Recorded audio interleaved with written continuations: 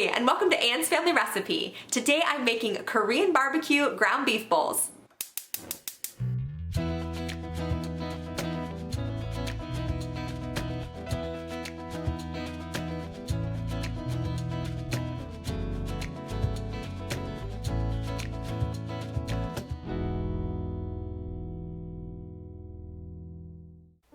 So today I'm making this incredibly flavorful ground beef recipe.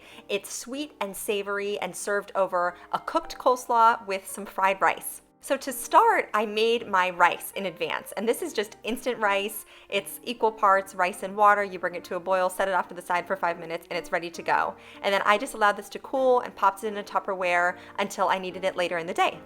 So next, I got started chopping up my vegetables for both my coleslaw mixture and my fried rice. So some of the carrots I chopped into larger chunks because I made my coleslaw from scratch this day, although you could absolutely just use a bagged coleslaw mix. So I had some larger pieces to throw in my food processor to grate up, and then I diced up some smaller pieces of carrots for my fried rice. Now this recipe was inspired from a couple different places. My neighbor and good friend Kristen told me about a recipe where it was a combination of ground beef with some Asian inspired flavors, and cabbage and carrots were cooked into it. It was this sort of one pot meal that she just raved about. So I really wanted to try that recipe. But then when I was searching online before she texted me the recipe, I saw Korean ground beef. So I kind of made up my own recipe based on a few that I was looking at. It has that Korean barbecue inspired flavor profile in the beef. It's very sweet and slightly savory.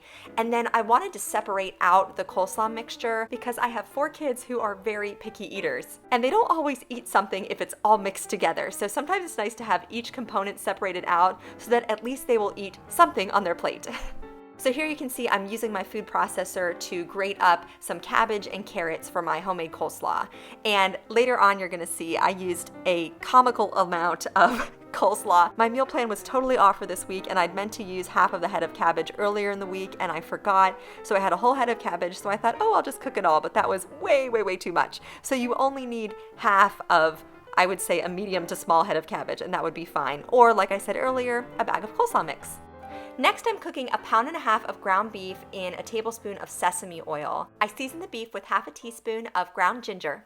And then to this, I'm adding 3 cloves of chopped garlic, and I'm just gonna cook that until the meat is browned.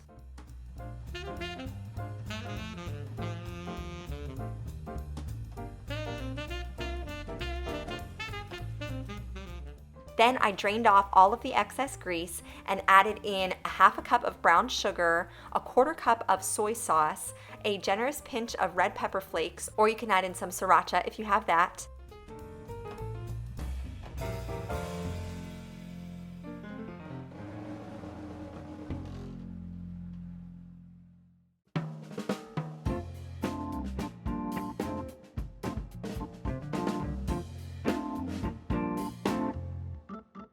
And then I stirred everything together to combine the sauce and allowed it to cook for a couple of minutes.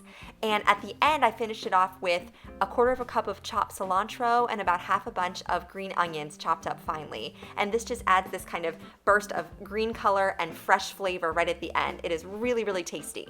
Now this unto itself would be delicious just over a bowl of white rice, maybe with some steamed broccoli or sugar snap peas on the side. But I wanted to try out some other recipes along with this Korean barbecue ground beef that night too. So next we're working on our fried rice.